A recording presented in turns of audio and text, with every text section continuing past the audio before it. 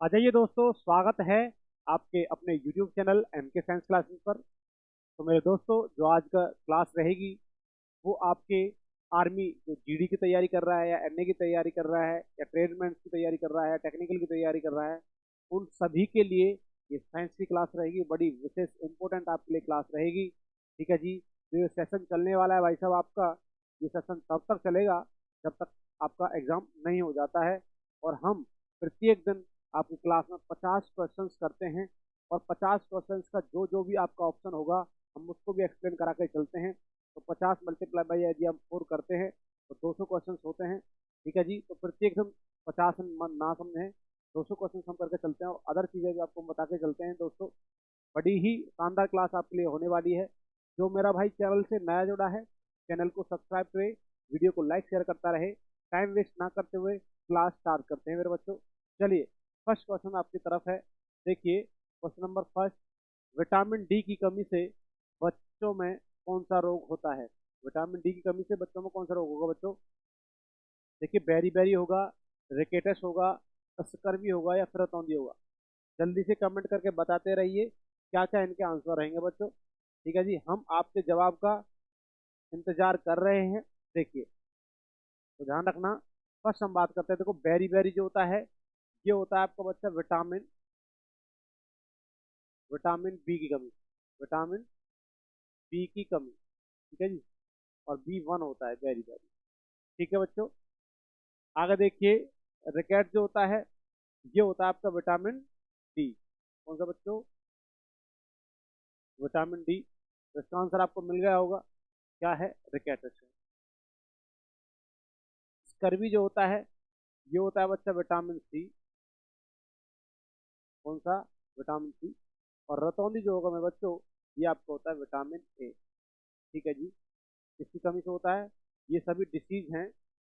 कौन सा? Berry berry, रिकेट, scurvy या रतौंधी। ठीक है। तो रिकेट्स बीमारी जो होगी, आपकी हड्डियां जो होती हैं इसकी कमजोर पड़ने का काम हो जाता है। स्कर्वी में जो आपके मसूड़े जो होते हैं, मसूड़े से खून आने लगता है। और आपका जो रतौंधी होता है, रतौंधी को हम क्या बोलते हैं? Night blindness. इसमें जो आपकी आंखें होती हैं वो क्या होता है, इसका हम कह सकते हैं शाम के 5 बजे जैसे आपका दिन छिपने लगता है तो आपको दिखना क्या हो जाता है? बंद हो जाता है। ठीक है। तो जिसको हम बोलते हैं नाइट ब्लाइंडनेस। तो देखिए, विटामिन बी की कमी से बेरी बेरी, डी की कमी से रिकेट, सी की कमी से स्कर्वी, और ए की कमी से रतौंधी होता है। यदि विटामिन ए की कमी को पूरा करना है तो बच्चा आपको खाना है गाजर। क्या खाना है बच्चा? गाजर खानी है। विटामिन सी की कमी को पूरा करना है तो खट्टे पदार्थ। ठीक है जी, कोई भी खा सकते हैं, आम, संतरा, नींबू जो आप खाओगे खट्टे पदार्थ। और विटामिन डी की कमी पूरा करना है तो आपको क्या करना है भाई? सूर्य का तो प्रकाश लेना ही लेना है। सूर्य का प्रकाश, प्लस में आपको क्या करना है? आपको जो होता है दूध जो होता है, इससे भी आपको विटामिन डी मिलता है बच्चों। तो ध्यान रखिए, सूर्य का प्रकाश प्लस में दूध से आपको विटामिन डी मिलेगा। और विटामिन जो बी होता है इसको आप हरी पत्तेदार सब्जियां, ठीक है जी, हरी पत्तेदार सब्जियां, जो दूध, ठीक है जी, हरी पत्तेदार सब्जियां, और प्लस में जो दूध होगा और मांस, इन सभी चीजों से क्या मिलता है आपको? विटामिन बी मिलता है। चलिए, ठीक है जी बच्चों, सभी बच्चे बच्चा कॉपी पेन ले लें और राइट डाउन करते चलें आपको। ठीक है जी। तो बहुत सारे हम क्वेश्चन करने वाले हैं। चलिए, अगला क्वेश्चन आपके सामने है। क्वेश्चन नंबर सेकंड है। लैक्टोज किसमें पाया जाता है? लैक्टोज जो होता है किसमें पाया जाएगा? ये गाजर में पाया जाता है, ये दूध में पाया जाता है, ये अंगूर में पाया जाता है, या सिरका में पाया जाता है? जल्दी से कमेंट करके बताते रहिए मेरे शानदार मेरे दोस्तों। चलिए, जय हिंद बच्चा। जो लैक्टोज होता है बच्चा, ये पाया जाता है दूध में। इसमें पाया जाता है, आपको पता होगा, एक होता है लैक्टिक एसिड। क्या होता है बच्चा? आपने सुना होगा लैक्टिक अम्ल, सुना है ना? लैक्टिक अम्ल होता है। ठीक है, ये किसमें पाया जाता है आपका? लैक्टिक अम्ल जो होता है ये दूध में, दही में, छाछ में, इन सभी में लैक्टिक एसिड आता है। और इस लैक्टिक अम्ल की वजह से ही थकान भी महसूस होती है आपको, है ना? जो टायर्डनेस फील फील होता है आपको, आपने देखा होगा छाछ या दही पीने से जो आपको टायर्डनेस फील होती है, तो वो है लैक्टिक एसिड के कारण। लैक्टिक एसिड जो होता है वो दूध छाछ में होगा। तो दूध में लैक्टोज हो गया। अच्छा, गाजर में जो होता है बच्चा, वो होता है कैरोटीन। क्या होता है? कैरोटीन होता है। ठीक है जी। और आपका क्या होता है? अंगूर में, अंगूर में होता है आपका टार्ट्रिक, टार्ट्रिक अम्ल। क्या होता है बच्चा? अंगूर में और इमली में टार्ट्रिक अम्ल होता है। और सिरका जो होता है इसमें होता है बच्चा एसिटिक अम्ल। क्या होता है? एसिटिक अम्ल। बच्चा लिखते रहे मेरे बच्चों।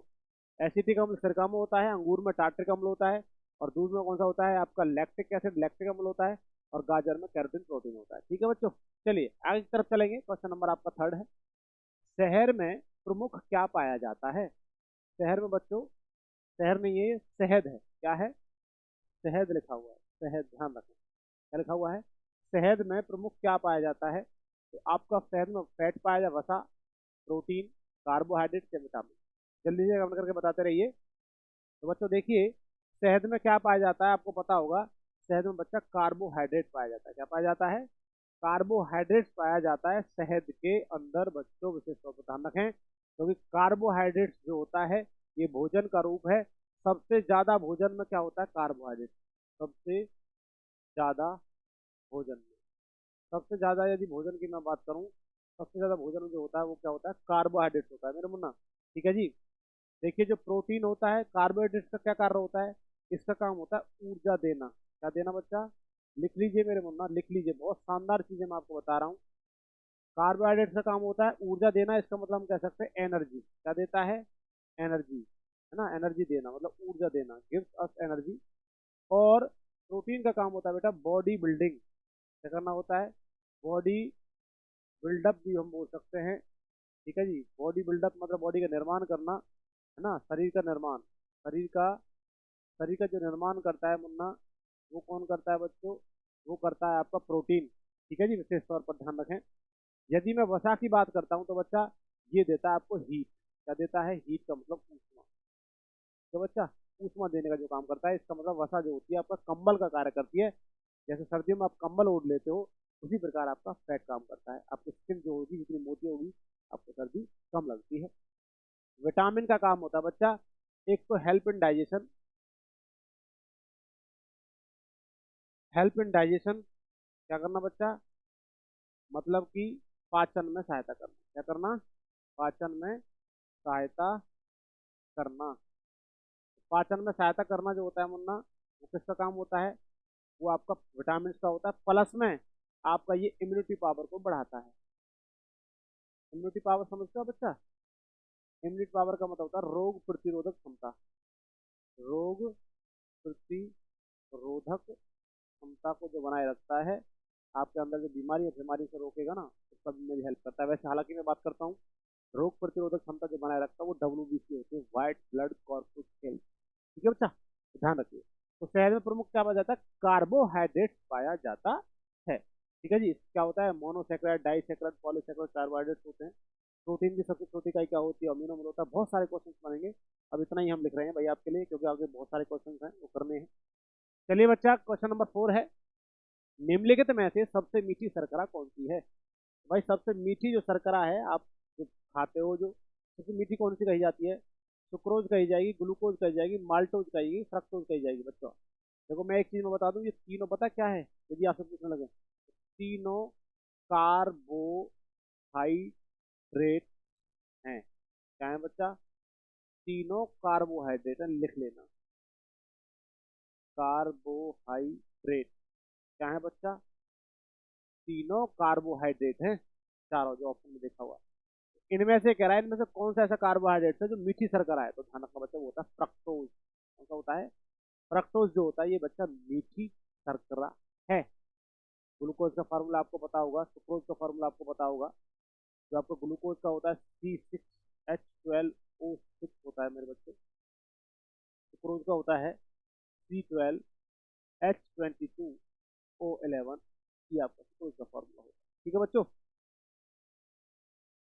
चलिए आगे चलते हैं। अगला क्वेश्चन देखिए। अगला क्वेश्चन आपके सामने क्वेश्चन नंबर 6 है, मनुष्य के रक्त का पीएच मान कितना होता है? What is the pH value of human blood? Comment करके बताते रहिए। ठीक है बच्चों, चलिए तो जल्दी से कमेंट करके बताइए भाई आंसर आंसर क्या होगा। तो ध्यान रखना, मनुष्य का पीएच मान जो होता है 7.2 होता है, 7.4, 7.8, 6.6, सभी को पता है बच्चा। जो आपका मनुष्य के रक्त का पीएच मान जो होता है, होता है 7.4। आपको पता है ना बच्चा? देखो यदि मैं आपसे कहने लगूँ आंसू का और रक्त का, आंसू और रक्त इन दोनों का पीएच वैल्यू जो होता है वो बताई जाती है 7.4 होता है। और यदि 7.4 होगा तो क्या होगा बच्चा, क्षारीय होगा। क्षारीय है ना, क्षारीय बच्चा वो होता है जिसका पीएच वैल्यू, जिसकी पीएच वैल्यू, बेसिक बोलते हैं इसको, जिसकी पीएच वैल्यू 7 से ऊपर है तो बेस है, जिसकी पीएच वैल्यू 7 से नीचे है वो अम्ल है। ठीक है जी, ध्यान रखिए। तो इसका जो होगा मनुष्य का जो पीएच मान जो होता है कितना होता है, रक्त का 7.4 होता है। ठीक है, तो ध्यान रखिए बहुत से पीएच वैल्यू होते हैं, लेकिन मैं आपको बता देता हूँ। यदि मैं आपके यूरिन की बात करता हूँ तो यूरिन की पीएच वैल्यू होती है 6, मतलब जिसको मूत्र कहते हैं। एसिड हो गया बच्चा। जैसे मैं आपसे कहने लगता हूँ बियर का जो पीएच मान होता है वो होता है 4.2। फिर होता है शराब, शराब होता है, सिरका होता है ना, नींबू होता है, इनकी पीएच वैल्यू, नींबू की 2.2 होता है। ठीक है, सिरका जो होता है 2 क्या होता है 2.4 होता है। एक होता है 2.8। ठीक है जी, तो इस तरीके से क्या होता है आपका पीएच वैल्यू होती है। जैसे मैं आपसे कहने लगूँ और पीएच वैल्यू होती है, जैसे आंसू को बता दिया मैंने, रक्त का बता दिया। और जैसे हम आपसे कहते हैं, देखो देखो पितरस होता है, क्या होता है पितरस, पितरस को बाइल जूस बोलते हैं बच्चा। ये निकलता है आपका लीवर से। कहाँ से निकलता है, लीवर से। इसका हम आपसे कहने लगे 7.7 होगा। कितना होगा, 7.7 होगा। चलिए, तो ध्यान रखना आपका ऐसे लार होता है, लार का पीएच मान होता है, दूध का पीएच मान होता है 6.5 6.4। ठीक है, तो चलिए आगे की तरफ चलेंगे। अगला क्वेश्चन आपके सामने है, क्वेश्चन नंबर 6। निम्नलिखित में से बड़े साधारण तरीके से और प्यार से पढ़िए, समय बहुत है। हम आपसे वादा करते हैं कि जितना भी आपका साइंस का सिलेबस है बच्चा, आपको आपके पेपर से लगभग लगभग वो बता रहे हैं आपको, लगभग 20 से 25 दिन पहले हम आपको फिनिश करा देंगे पूरा का पूरा। जो आपका बायोलॉजी पोर्शन आ रहा है, या फिजिक्स आ रहा है, या केमिस्ट्री आ रहा है, सबसे ज्यादा जो पोर्शन आता है बच्चा वो आपका बायोलॉजी का पोर्शन आता है। फिर एंड देन आपका आता है फिजिक्स का, और फिर आपके केमिस्ट्री, केमिस्ट्री के एक दो क्वेश्चन आते हैं। बाकी जो आपको पोर्शन आता है सारा का सारा किसका आता है, आपका बायोलॉजी का। जो आपका आर्मी का जो भी बच्चा तैयारी कर रहा है उसका मोस्टली जो आता है ना पोर्शन, वो आता है बायोलॉजी आता है। ठीक है, वो एनए का हो, या ट्रेड्समैन का हो, या फिर टेक्निकल का हो, या क्लर्क का हो, किसी का भी बच्चा हो, या जीडी का हो। देखिए अगला क्वेश्चन है, निम्नलिखित में से किसी को आरबीसी का कब्रिस्तान कहा जाता है। भाई इनमें से आरबीसी का कब्रिस्तान, आरबीसी को बच्चा क्या बोलते हैं पता है, रेड ब्लड, रेड ब्लड कॉर्पुस्केल्स। क्या बोलते हैं बच्चा, रेड ब्लड कॉर्पुस्केल्स। हिंदी में बात करें, लाल रक्त कणिकाएं। क्या बोलते हैं, लाल रक्त कणिकाएं। ठीक है जी, आप भी ये कहोगे जी बड़ा मजा आ रहा है पढ़ने में। सच्ची में आपको हम एक जीरो से लेकर हीरो बनाने की कोशिश करेंगे। आप इस चीज़ का बिल्कुल टेंशन फ्री रहना। बहुत से बच्चे सोचते हैं सर जी आप जब लाइव पढ़ाते हैं बहुत से टीचर तो चीज़ें अच्छे से एक्सप्लेन नहीं कर पा पाते हैं। आप ध्यान रखना, हम आपको प्रत्येक क्वेश्चन को अच्छे से एक्सप्लेन करा कर चलेंगे। देखिए बच्चा, रेड ब्लड सेल को लाल रक्त कणिकाएं कहा जाता है। कब्रिस्तान का मतलब होता है जहाँ पर कोई चीज़ मर जाती है, दफनाया जाता है, उसको जलाया जाता है, खत्म हो जाती है यहाँ पर। तो ऐसा कौन सा भाग होता है जहाँ पर आरबीसी कब्रिस्तान कहा जाता है, उसको मस्तिष्क कहा जाएगा, उसको यकृत कहा जाएगा, उसको हृदय कहा जाएगा, उसको प्लीहा कहा जाएगा। Brain, liver, heart, spleen. देखिए बच्चे, तो ध्यान रखना, यदि मैं आरबीसी का कब्रिस्तान की बात करूँ तो वो होता है प्लीहा। क्या बोलते हैं बच्चा इसको, SPLEEN, स्प्लीन। स्प्लीन होता है बेटा, इसको पता क्या बोलते हैं, इसको हम ना ब्लड बैंक भी कहते हैं। क्या कहते हैं, ब्लड बैंक। क्या कहते हैं मेरे मुन्ना, ब्लड बैंक। जिसमें आपका भाई, आपका कोई बैंक होगा तो पैसा इकट्ठा होता है, और ब्लड बैंक का तो ब्लड इकट्ठा होगा। स्प्लीन होता है प्लीहा। देखो, ये यही यहाँ कह रहा ना, आरबीसी, आरबीसी का ही कब्रिस्तान नहीं है बच्चा, ये आरबीसी का भी होता है। आरबीसी मतलब रेड ब्लड सेल का कब्रिस्तान होता है। और प्लस में होता है प्लेटलेट। सुना है ना प्लेटलेट्स क्या होती हैं, भाई आपकी प्लेटलेट्स कम हो जाती है ना, डेंगू जब होता है आपको। तो इन दोनों कंडीशन में आपका जो स्प्लिन होता है, स्प्लिन के अंदर ही, स्प्लीहा के अंदर ही ये दोनों मरती हैं भाई। जब इनकी उम्र हो जाती है मर जाती है, क्योंकि आरबीसी का जीवन काल जो होता है वो कितना होता है, 20 से 120 दिन होता है। प्लेटलेट का 3 से 5 दिन होता है। तो ध्यान रखनी, आरबीसी का विस्तार कैसे कहा जाता है, प्लीहा को कहा जाता है। देखो बच्चा, यदि हम कहते हैं ब्रेन का वेट की हम बात करें तो बच्चा वो होता है 1350 से लेकर 1400 ग्राम आपके ब्रेन का वजन है। ठीक है जी, यदि आपसे लीवर कह दे, लीवर का वेट कह दे तो ये होता है 1.5 kg, 1.5 किलोग्राम। हृदय का वजन आपसे पूछने लगे 280 से 300 ग्राम। कितना होता है बच्चा, 280 से 300 ग्राम लीवर का होता है 1.5 kg, और मस्तिष्क का जो होता है वो होता है 1350 से लेकर 1400 ग्राम। ठीक है बच्चा, चलिए आगे तरफ चलेंगे। ब्रेन की स्टडी जो होती है उसको हम बोलते हैं बेटा एंसीफेनोलॉजी।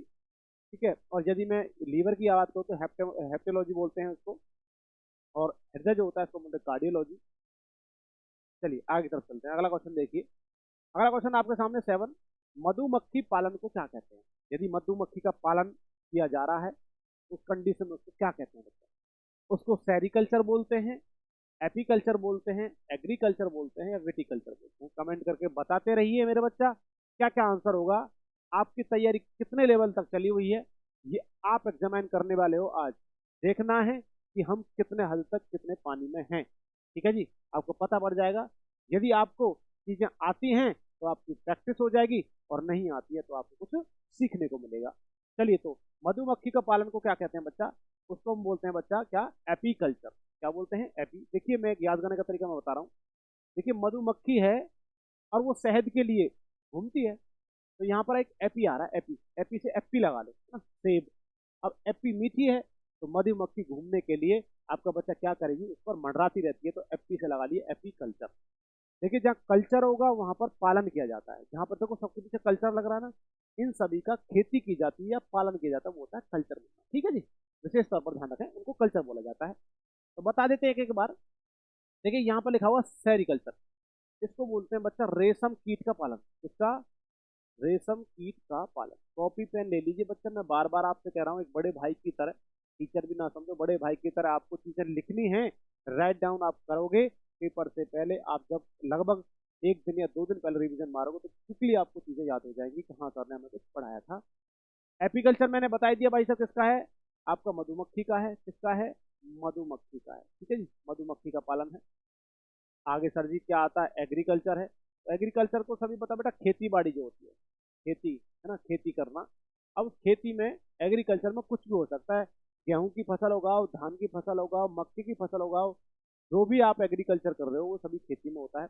अच्छा बच्चा, एक आता है विटिकल्चर, और विटिकल्चर जो होता है बच्चा, वो होता है आपके अंगूरों का, या अंगूरों की खेती। ठीक है जी, अंगूरों की खेती या पालन। मैंने फिर भी बताया था, कल्चर में चाहे तो पालन लिख सकते हैं, और चाहे फिर बच्चा क्या लिख सकते हैं, उसकी खेती लिख सकते हैं। ठीक है जी, तो विशेष तौर पर ध्यान रखिए। तो मधुमक्खी का पालन एपीकल्चर होगा मेरे पास। चलें बेटा, चलिए। यदि बच्चा वीडियो अच्छी लग रही है, चैनल को सब्सक्राइब करें, वीडियो को लाइक शेयर करते रहें। आपका एक कार्य हमें मोटिवेशन देने का काम करेगा। हम प्रत्येक दिन आपके लिए ऐसी क्लासेस ला रहे हैं और आगे लाते भी रहेंगे। चलिए, तो ध्यान रखना। अगला क्वेश्चन आपके सामने, क्वेश्चन नंबर 8 है, एलोसोम क्या होते हैं? एलोसोम क्या होते हैं बच्चा? आपको शायद आपने पहली बार ये क्वेश्चन सुना होगा कि सर एलोसोम होते क्या हैं, तो हम आपको बता देते हैं बच्चा इसके बारे में। ये कोशिकांग होते हैं, ये पादप हार्मोन मतलब प्लांट हार्मोन्स होंगे, ये लिंग गुणसूत्र होंगे। इसका मतलब आपका जेंडर क्रोमोसोम होते हैं या फिर जीन होते हैं। तो बच्चा देखिए, मैं आपको थोड़ा सा बता रहा हूँ, यहाँ समझिए। आपने ये तो सुना होगा गुणसूत्र, ये सभी ने सुना है बच्चा, है ना। गुणसूत्र जो होता है इसको हम बोलते हैं इंग्लिश में क्रोमोसोम। क्या बोला बेटा? क्रोमोसोम बोला जाता है इंग्लिश में। और आपको सर ये भी पता होगा, जो मेल है या फीमेल है, या हम कह सकते हैं मनुष्य में, हम सभी स्त्री और पुरुष दोनों, तो भाई आपको पता है 46 गुणसूत्र होते हैं बच्चे, ये बात पता है ना। चलिए वेरी गुड। ये 46 गुणसूत्र होते हैं, इनको ना 2 पार्ट में बांटते हैं। एक तो होता है बेटा आपका ऑटोसोम, क्या बोलते हैं? ऑटोसोम, है ना। और एक होता है मुन्ना एलोसोम। आपके लिए ही बता रहा हूँ, ज्यादा चीजें कोई एडवांस नहीं बता रहा हूँ, बस इसलिए बता रहा हूँ जो आपके एग्जाम के लिए हेल्पफुल रहेंगी। देखिए बच्चा, ऑटोसोम्स जो होते हैं, इसमें ना संख्या जो होती है, संख्या टोटल जो होती है, इसमें पेयर टोटल मैं बात करता हूँ गुणसूत्र में, टोटल देखो संख्या तो 46 है, और मैं पेयर की बात करूँ, पेयर मतलब जोड़ा है ना। पेयर मतलब कितने जोड़ा होते हैं, तो जोड़े की बात करूँ तो जोड़े होते हैं 23, और 23 गुना 2, क्योंकि एक पेयर में 2 गुणसूत्र होते हैं, तो 23 दूनी 46, टोटल कितने हुए? 46 गुणसूत्र हैं। तो आपको पता है संख्या में 46 होते हैं, जोड़ा में 23 होते हैं आपके गुणसूत्र हमारे सभी के। परंतु ऑटोसोम के अंदर बात करते हैं बच्चा, इसमें आपका आता है 22 तो होते हैं एटोसोम। 22 में 22 दूनी मतलब 22 क्या है? जोड़ा। जोड़ा कितना है? जोड़ा तो होता है 22, तो 22 दूनी 44, तो 44 होगी संख्या। क्या होगी बच्चा? 44 संख्या हो गई यहाँ पर। और एलोसोम की मैं बात करूँ तो एलोसोम होते हैं बेटा 2। कितने होते हैं? 2। और बच्चा यदि मैं बात करूँ, वैसे संख्या जो होती है, संख्या तो होती है 2 की। संख्या कितनी है? संख्या है 2, परंतु जो नंबर होता है ना, जो जोड़ा, जोड़ा तो एक है, मतलब नंबर जो होता है इसका संख्या जो होती है, और संख्या जो होती है वरना वो होती है 1। कितनी होती है? तो 1 में 2 होते हैं, तो 1 दूनी 2। समझ रहे हो ना? तो कितना हो गया बेटा? 22 और 1 23, 23 जोड़े हो गए। और संख्या देख लिए, 44 और 2 46। ठीक है ना? तो ध्यान रखना बेटा, जो एलोसोम है ना, ये लिखा हुआ है, यही मुन्ना वो एलोसोम है जो बच्चा इसमें आपका मेल फीमेल में होता है, एक्स वाई, और एक होता है एक्स एक्स। समझ रहे हो ना? ये रहा, 1 2, दो संख्या हो गई ना, 1 2 1 2, दो संख्या हो गई। ये होता है एक्स वाई, होता है मेल का, एक्स वाई मेल मतलब पुरुष का मेरे बच्चा। ठीक है जी, ये पुरुष का होता है, और ये होता है फीमेल का, फीमेल को बोलते हैं बच्चा स्त्री का। कंफ्यूज मत होना बच्चा, कभी कभी कुछ इंग्लिश के वर्ड्स जो होते हैं वो सीधा सीधा हिंदी में देने की कोशिश करने लगता है, तो आपको लगभग, मैं पता है आप देश के जवान हो भाई, आपको हिंदी ज़्यादा आती है, परंतु विशेष तौर पर ध्यान रखना, थोड़ा थोड़ा आप इंग्लिश भी करके चलिए। मैं पूरा का पूरा आपको हिंदी में बता रहा हूँ, कुछ चीज़ें इंग्लिश में भी इसलिए बता रहा हूँ क्योंकि कुछ चीज़ें इंग्लिश में भी आ जाती है। जैसे मान चलिए क्वेश्चन मैं आपके सामने दे रहा हूँ कि आंख का प्रतिबिंब किस पर बनता है, पता है ना? सर जी आंख का प्रतिबिंब कहाँ बनता है? रेटिना पर बनता है। बात क्लियर है ये? ठीक है जी, मान लिया। परंतु रेटिना एक इंग्लिश का वर्ड है, परंतु मैं बात करूं हिंदी में तो इसको हम बोलते हैं दृष्टिपटल। अब दृष्टिपटल तो अजीब सा लगता है ना, इसी वजह से कुछ चीजें क्या होती है आपकी इंग्लिश में होती हैं, हिंदी में भी रेटिना लिखते हैं, इंग्लिश में भी रेटिना लिखते हैं, परंतु वैसे इंग्लिश जो होता है वर्ड जो है रेटिना ही है, परंतु हिंदी उसका क्या होता है? दृष्टिपटल। तो ध्यान रखिए बेटा, ये एक्स वाई है, ये मेल का है, और एक्स एक्स किसका होता है? फीमेल का। तो यहीं पर जो जेंडर, जो आपका गुणसूत्र है ना, तो यही गुणसूत्र होते हैं बच्चा, ध्यान रखना। ये क्या होता है? लिंग गुणसूत्र, मतलब कि जेंडर वाइज, जेंडर चेंज हो गया ना यहीं पर देखो, एक्स वाई इसी से पता पड़ेगा ये मेल है, और एक्स एक्स से पता पड़ेगा फीमेल है। यही एक ऐसा गुणसूत्र होता है, एक जोड़ा होता है जो बताता है हमारे और फीमेल के अंदर अंतर होता है। बाकी ये सारी चीज क्या होती है? मेल और फीमेल में सेम चलते हैं। ठीक है जी, तो ध्यान रखना है। एलोसोम क्या होता है? एक लिंग गुणसूत्र होता है। देखिए बेटा, मैं कह देता हूँ, अनुवांशिकी की सबसे छोटी इकाई क्या है? अनुवांशिकी की सबसे सबसे छोटी इकाई, तो बच्चा अनुवांशिक की सबसे छोटी इकाई जो होती है वो बच्चा वही है क्या? जीन। ये मैं लगाया हुआ है, जीन। ठीक है जी, बहुत अच्छे क्वेश्चन हैं। जीन के खोजकर्ता हैं जॉनसन हैं। यदि मैं अनुवांशिक खोजकर्ता की बात करूं, फादर की बात मैं करता हूं जेनेटिक के, तो बच्चा वो कर जाते हैं जॉन ग्रेगर मेंडल, जिन्होंने मटर के पौधे पर रिसर्च किया था। मटर के पौधे का साइंटिफिक नाम होता है पीसम सैटिवम, पीसम सैटिवम। ठीक है जी, चलिए आगे की तरफ चलते हैं बच्चा। क्वेश्चन नंबर 9 है, विटामिन डी की कमी से होने वाले रोग रिकेट्स में शरीर का कौन सा अंग प्रभावित होता है? एक बीमारी होती है बच्चा रिकेट्स, विटामिन डी की कमी से होती है। तो इस रिकेट्स बीमारी में शरीर का कौन सा अंग प्रभावित होगा बच्चा? तो देखिए, आपको ये पता होगा, सर जी विटामिन डी जो मिलता है सबसे ज्यादा किससे मिलता है? सूर्य से। किससे मिलता है? सूर्य से। और ये एक ऐसा विटामिन भी होता है जिसे हमारा शरीर संश्लेषित करता है ना? डी और के ऐसे विटामिन होते हैं जिन्हें हमारा शरीर संश्लेषित करता है। डी सूर्य के प्रकाश से मिलता है, और विटामिन के जो है वो बड़ी आंत में बनाया जाता है। तो विटामिन डी की कमी से होने वाले रोग जो रिकेट्स है, शरीर का कौन सा प्रभावित होगा? त्वचा प्रभावित होती है भाई साहब, स्किन, अस्थि मतलब हड्डी। ठीक है, अस्थि को बेटा हड्डी बोलते हैं, बोन। ठीक है ना, कंफ्यूज नहीं होना है। या फिर बाल, हेयर, या फिर रुधिर, रक्त। देखिए बच्चा, इसका आंसर जो होगा विटामिन डी की कमी से होने वाले रोग रिकेट्स में क्या होती है? आपकी हड्डियां प्रभावित होती है। क्या हो जाता है? रिकेट्स। ठीक है, रिकेट्स जो होता है ये हड्डियों में होने वाला रोग होता है, आपकी हड्डियां सूखने लगती है। ठीक है बच्चा, तो ध्यान रखिए, इसका आंसर क्या होगा? सेकंड होगा। त्वचा से बहुत अच्छे क्वेश्चन बनते हैं। त्वचा को बच्चा पता क्या आता है? शरीर का सबसे बड़ा सेंसरी ऑर्गन, शरीर का सबसे बड़ा, सबसे बड़ा अंग जब हम बात करें, तो शरीर का सबसे बड़ा अंग जो होता है वो त्वचा होता है। लगभग 8 से 9 किलो, 7-8 किलो इसमें क्या होता है? 8 किलो के लगभग इसमें क्या होता है? आपका वेट होता है त्वचा में। यदि शरीर से त्वचा को निकाल कर आपके सामने रखा जाए, तो आपके अंदर त्वचा में होगा वो कितना होगा? 8 किलो के आसपास, 7 से 8 किलो। ठीक है जी। ऐसे रुधिर है भाई, रुधिर का काम क्या होता है? शरीर का तापमान मेंटेन करना। रुधिर का पीएच मान 7.4 होता है। रक्त का अध्ययन जो होता है हेमेटोलॉजी होता है। वो सारी होती है, रक्त को भागों में बांटा जाता है। चलिए अगला क्वेश्चन देखिए, क्वेश्चन नंबर 10, प्रोटीन को निम्नलिखित में से क्या माना जाता है? जो प्रोटीन है इसको निम्नलिखित में से क्या माना जाता है? प्रोटीन आप खाते हो भोजन के अंदर। देखिए बच्चे, माइंड में आपके में एक क्वेश्चन आता है, गुरु जी प्रोटीन खा रहे हो, कैसे खा रहे हो? हम तो नहीं खाते जी प्रोटीन, तो जो मसल्स बनाने वाले व्यक्ति होते हैं, जो जिम जाते हैं, वही प्रोटीन खाते हैं, हम तो कहीं नहीं खाते। तो आप कैसे करेंगे? प्रोटीन का खाते हो तो क्या मिलेगा? देखो बच्चों, मैं आपको एक चीज बता देता हूँ। आपने खाया भोजन, क्या खाया बच्चा? भोजन। भोजन तो खाते हो ना आप? अच्छा बेटा, जो आप भोजन खा रहे हो ना, आपने कुछ भी खाया, तो भोजन से आपको 3 चीजें मिलती हैं। क्या मिलती हैं? Charges basically. कौन कौन सा मिलता है बच्चा, समझ लीजिए आपको। एक तो बच्चा होता है कार्बोहाइड्रेट, क्या मिलता है मेरे मुन्ना? कार्बोहाइड्रेट, ये सुना होगा ना आपने नाम, कार्बोहाइड्रेट, वेरी गुड। ठीक है। एक मिलता है सर जी आपको प्रोटीन, क्या मिलता है? प्रोटीन मिलता है आपको भोजन में। ठीक है जी। एक मिलता है आपको सर जी वसा, वसा को बोलते हैं फैट, तो फैट मिलता है ना, आप कहते हैं फैटी हो रहा है भाई साहब भोजन खा खा के, तली हुई चीजों का। एक मिलता है बच्चा विटामिन, क्या मिलता है? विटामिन, ये सुना होगा आपने, विटामिन जो मिलती है, कई दिनों से आपके सामने चल रहा है विटामिन डी टॉपिक हम बताते रहे हैं। तो ये चीजें मिलती है ना, विटामिन यहाँ लिख रहे हैं, विटामिन। ठीक है बच्चों, चलिए। तो आपके सामने मैंने लिखा है, ये भोजन जो है ना, ये आपके भोजन में ये चार चीजें हैं, इसके अलावा कुछ नहीं है। कार्बोहाइड्रेट होता है सर जी, प्रोटीन होता है, वसा होता है, विटामिन होता है, चार चीज होती है भोजन में। देखो बेटा, सर जी कार्बोहाइड्रेट हम कैसे पहचानेंगे हमें किससे मिल रहा है? तो देखो बेटा, आप खाते हो गेहूं, क्या खाते हो? तो गेहूं आपने खाया तो आपको कार्बोहाइड्रेट मिला। आपने चावल खाया तो आपको कार्बोहाइड्रेट मिला। आपने आलू खाया तो आपको कार्बोहाइड्रेट मिला। आपने शकरकंदी खाई, मतलब शकरकंदी जो होती है ना, खाने वाली शकरकंदी जो होती है, आपने शकरकंदी खाई तो आपको कार्बोहाइड्रेट मिला। तो सर जी ये बात तो हम समझ गए कि कार्बोहाइड्रेट मोस्टली इनसे मिलता है ना। अब भाई इंसान गेहूं तो डेली खाता है, चावल डेली खाता है, डेली नहीं खाता तो गेहूं तो खा रहा है, एक चीज जरूर खाता रहेगा। अब सब्जियों का राजा तो कहा जाता है भाई साहब इसको, आलू को प्रत्येक सब्जी में चलता है ना। इनमें से कोई भी चीज आप खाते रहते हो तो आपको क्या मिल रहा है? कार्बोहाइड्रेट। कोई इंसान ऐसा है डेली दूध पीता रहता है, वो खाना नहीं खाता है। अच्छा देखिए, प्रोटीन किससे मिलता है सर जी? देखो बेटा, प्रोटीन मिलता है, देखो आप दूध तो पीते हो, दूध पीते हो ना, तो दूध में प्रोटीन है। ठीक है जी। बहुत से बच्चे क्या करते हैं, दूध, आपका घी भी खा लेता है कोई इंसान, डेली रोटी को चुपड़ते हो जो करते हैं, दूध घी।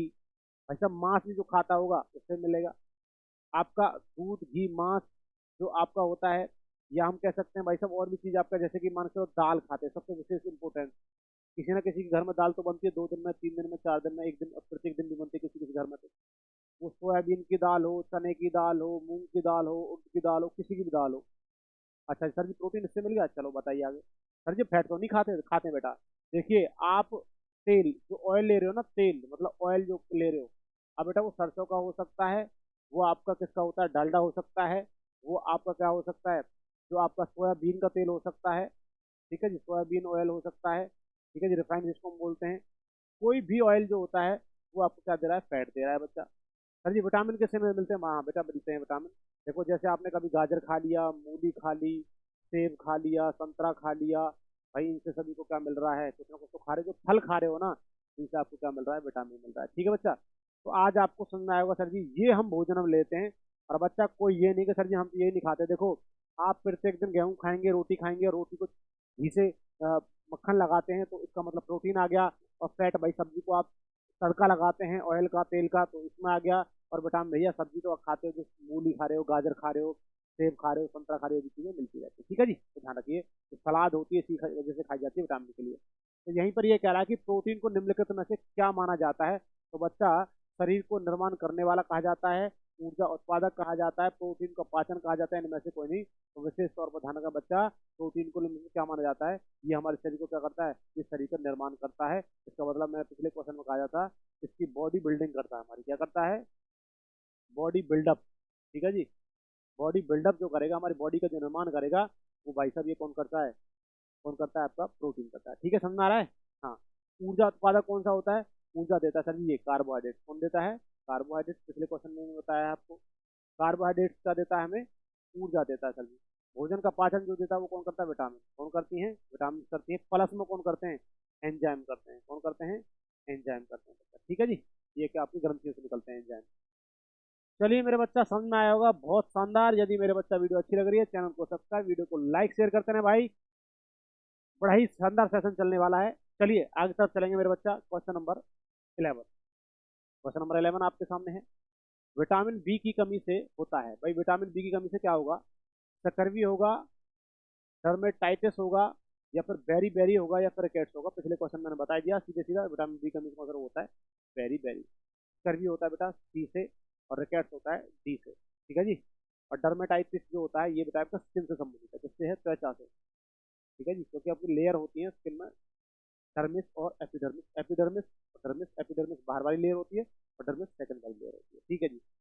अगला क्वेश्चन देखिए, क्वेश्चन नंबर 12 है। किडनी की कार्यात्मक व छोटी इकाई क्या है? किडनी की कार्यात्मक व संरचनात्मक कह सकते हैं, छोटी इकाई क्या है किडनी की? तो नेफ्रॉन होता है, न्यूरॉन होता है, धमनी होता है, या पर हेपेटिक कोशिका होता है? जल्दी से बताते रहिए आंसर। ध्यान रखना मेरे बच्चों, किडनी की जो कार्यात्मक इकाई होती है वो होती है नेफ्रॉन। क्या होती है? नेफ्रॉन होती है मेरे बच्चों, नेफ्रॉन होती है। ये छोटी इकाई होती है। लगभग आपकी किडनी के अंदर 50 लाख के आसपास, हम कह सकते हैं 50 लाख क्या होती हैं आपकी, 50 लाख नेफ्रॉन होती है किडनी के अंदर, 50 लाख नेफ्रॉन होती हैं। न्यूरॉन जो होती है बेटा, ये ब्रेन की छोटी इकाई है। किसकी है? ब्रेन की। ठीक है, ब्रेन की स्मॉलेस्ट या ब्रेन की छोटी इकाई है। ठीक है जी, जो आपका न्यूरॉन्स होती हैं। ठीक है, ब्रेन का, मस्तिष्क का, नर्वस सिस्टम की छोटी इकाई होती है, न्यूरॉन्स होती है। धमनी बेटा आपकी किसमें पाई जाती है? शरीर के अंदर पाई जाती है धमनी और सरा, आर्टरी और वेन्स। जिसका काम होता है, धमनियों का काम होता है प्योर ब्लड को ले जाना, सराओं का काम करता है इम्प्योर ब्लड को ले जाना। परंतु इसमें अपवाद भी होते हैं। एक पल्मोनरी धमनी होती है जो अशुद्ध रक्त को लेकर जाती है, और एक सरा होती है, पल्मोनरी सरा, जो आपके प्योर ब्लड को लेकर जाती है। ये हेपेटिक सेल जो होती है बेटा, लीवर में होती है। किसमें होती है मेरे बच्चा? लीवर में। ठीक है जी, लीवर, यकृत। जो बच्चा बेटा पहली बार भी पढ़ रहा है ना, जिसने कभी भी साइंस नहीं पढ़ी है, जिसने कभी भी साइंस नहीं पढ़ी है, इन चीजों को करता रहेगा भाई साहब, जितने आपके साइंस के क्वेश्चन आने वाले हैं पूरे के पूरे आप लगा के आओगे। ये मेरा आपसे वादा है, चैलेंज है। आप पीछे देख लेना, जब पेपर आपका कंप्लीट हो जाए आप देख लेना, हाँ सर जी आपने ये बात बोला था। तो ध्यान रखना, हेपेटिक सेल्स जो होती है वो लीवर में होती है। किसमें होती है? इसका मतलब हम ये कह सकते हैं लीवर की भी छोटी जो इकाई होती है वो होती है हेपेटिक सेल्स। तो लीवर बना होता है हेपेटिक सेल्स से, ब्रेन बना होता है न्यूरॉन से, और किडनी बनी होती है आपकी नेफ्रॉन से। ठीक है जी, चलिए, वोमेन कैप्सूल्स जो होते हैं किडनी के अंदर। अगला क्वेश्चन आपके सामने है, क्वेश्चन नंबर 13 है। एक एथलीट को तात्कालिक ऊर्जा के लिए निम्नलिखित में से क्या दिया जाना चाहिए? देखिए, बड़े शानदार ये क्वेश्चन है। और देखिए, एक एथलीट को तात्कालिक ऊर्जा देने के लिए निम्नलिखित में से क्या देना चाहिए? देखिए बेटा, कोई रेसर है, कोई धावक है, कुछ भी है, रेसलर लगा लो, जो इंसान दौड़ने के लिए जा रहा है या भागने के लिए जा रहा है, तो आप उसको एनर्जी देने के लिए क्या ऐसा देंगे जिसमें ऊर्जा आ जाए? तो आप क्या देंगे बेटा? ग्लूकोज देंगे उसको, प्रोटीन देंगे, वसा देंगे, विटामिन देंगे। देखिए, एक जिम करने वाला व्यक्ति होता है, जिम में जाता है, और जिम में जाने से पहले वो, आपने देखा होगा, बोतल्स उसके पास होती है, और वो रंग बिरंगा सा कलर होता है, इसमें किसी संतरे के टाइप में का फ्लेवर भी होता है। वो बच्चा ग्लूकोज होता है। क्या होता है? ग्लूकोज। और वो जो ग्लूकोज होता है ना बच्चा, वो ग्लूकोज उसको एनर्जी देने का काम कर रहे हैं। क्या काम करेगा? एनर्जी, बहुत फास्ट एनर्जी देता है। कहते हैं बेटा, ग्लूकोज का पाचन आहार नालिया पूरी ईसोफेगस होता है, इसी के अंदर इसका पाचन हो जाता है। सबसे ज्यादा फास्ट एनर्जी देने का काम करेगा वो ग्लूकोज होता है। ध्यान रखना, वो क्या होगा बच्चा? Glucose. Glucose is a carbohydrate. Glucose ही क्या है? एक कार्बोहाइड्रेट है मेरे बच्चा। क्या है बच्चा? ग्लूकोज को ही क्या बोलते हैं? कार्बोहाइड्रेट का एक सिंपलेस्ट, एक सरलतम रूप है। देखिए भाई, देखो बच्चा, मैं एक क्वेश्चन और बता रहा हूँ प्रोटीन से। प्रोटीन के खोजकर्ता आपसे पूछ लगे तो खोजकर्ता कौन है बच्चा? बर्जेलियस। भाई आप कमेंट में लिखते रहिए यदि आपको चीजें अच्छी लग रही हैं। तो ध्यान रखना, प्रोटीन के यदि आपसे पूछने लगे खोजकर्ता, तो बर्जेलियस हैं। और विटामिन के खोजकर्ता कौन है बच्चा? फंक। कौन है? फंक। 1911। ठीक है जी, 1911 में ईस्वी में इन्होंने इसकी खोज करी थी, फंक ने। विटामिन के खोजकर्ता फंक है बच्चा। अगला क्वेश्चन देखिए, क्वेश्चन नंबर 15 है। वर्णांधता बीमारी में व्यक्ति, जो वर्णांधता बीमारी होगी, जिसको हम बच्चा बोलते हैं कलर विजन, कलर विजन कह दो, या बच्चा आप कह सकते हो कलर ब्लाइंडनेस। क्या बोल सकते हैं? कलर ब्लाइंडनेस वर्णांधता बीमारी होती है। बीमारी में व्यक्ति होता है तो क्या होता है भाई? दूर की चीज नहीं देख पाता है इस बीमारी में, या फिर काला रंग नहीं देख पाता है, या फिर लाल और हरा रंग देखने में समस्या है, या फिर पीला और गुलाबी देखने में समस्या होती है। तो ध्यान रखना बच्चा, जो आपका वर्णांधता बीमारी होती है, इसमें लाल और हरे रंग को देखने में समस्या होती है बच्चा। इसको लाल और हरे रंग में। देखिए, वर्णांधता जो बीमारी है बेटा, ये एक अनुवांशिकी बीमारी है। कैसी बीमारी है? अनुवांशिकी। कैसी बीमारी है बच्चा? अनुवांशिकी बीमारी है। अनुवांशिकी बीमारी का मतलब होता है ये जेनेटिक बीमारी है, जो आपको अपने माता पिता से मिली है। इस वर्णांधता बीमारी में बच्चा, जो इसकी वाहक होती है, वाहक, वाहक का मतलब होता है ट्रांसपोर्टर। क्या होती है? ट्रांसपोर्टर, जो इसको लाना और ले जाने का काम कर रही थी। तो भाई साहब, जो होती है वो फीमेल होती हैं, स्त्रियां होती हैं। एक पीढ़ी से दूसरी पीढ़ी में जो लेकर आती है वो कौन होती है? फीमेल ही तो होती है बच्चा, ध्यान रखना। परंतु इससे अफेक्टेड जो होगा, जो प्रभावित होगा, इस रोग से प्रभावित प्रभावित इस रोग से, इस रोग से प्रभावित, ठीक है, इस रोग से प्रभावित जो होगा बच्चा, वो मेल होता है। मेल का मतलब पुरुष, हम सभी। ठीक है, ये रोग जो होता है मोस्टली किसको होता है? पुरुष को होता है। इस रोग में आपको लाल और हरे रंग को देखने में समस्या होती है, या दूसरे कलर में दिखाई देगा आपको। और विशेष तौर पर ध्यान रखना इस वर्णांधता बीमारी में आंख का कौन सा भाग प्रभावित होगा। तो आंख का एक भाग होता है जिसको हम बोलते हैं कौन, क्या बोलते हैं बेटा, कौन बोलते हैं कौन। आंख का एक भाग होता है कौन, ये प्रभावित होता है। कौन सा काम ये होता है, रंग की पहचान करना। आंख में रंग की पहचान जो करती है वो कौन सी होती है, और वो कौन से प्रभावित हो जाती है, कौन सी बीमारी से, वर्णांधता बीमारी से। तो आपको लाल और हरा रंग को देखने में समस्या होगी। मजा आ रहा है ना भाई? लाइक से और कमेंट करते रहिए, बहुत ही अच्छा रहेगा हमारे लिए और आपके भी लिए भी। चलिए बेटा, क्वेश्चन नंबर 16 आपके लिए। दूध को कुछ देर खुले में रख जाने पर उसका स्वाद खट्टा हो जाता है, यह किसके बनने के कारण होता है? भाई आपने दूध को खुला रख रखा है, उसमें स्वाद खट्टा हो गया, पता, हालांकि वैसे खुले में तो खट्टा नहीं होगा, परंतु ध्यान रखना कुछ समय हो जाता है, जब गर्मियों का समय हो जाता है तो दूध खट्टा हो जाता है। तो किसके कारण, किसके बनने के कारण, उसमें क्या बन जाता है तो खट्टा है? एसिटिक अम्ल के कारण, लैक्टिक अम्ल के कारण, नींबू का अम्ल के कारण, या कार्बनिक अम्ल के कारण? जल्दी से बताते रहिए मेरे बच्चों, क्या होगा। तो ध्यान रखना बच्चा, यदि आपका दूध खट्टा हो रहा है तो उसमें लैक्टिक अम्ल, मैंने बताया था पहले भी, कौन सा होता है, लैक्टिक एसिड, जो थकान देने का काम करेगा। दूध में, दही में, छाछ में खट्टापन जो होता है, लैक्टिक अम्ल, अम्ल जो होते हैं स्वाद में खट्टे होते हैं। ठीक है। देखो बेटा, मैंने एसिटिक एसिड कहा, तो बेटा ये होता है सिरका में। किसमें होता है बच्चा? सिरका में। पिछले क्वेश्चन में शायद मैंने आपको बताया है। सिरका और अचार में जो होता है वो होता है एसिटिक एसिड। नींबू जो होता है बच्चा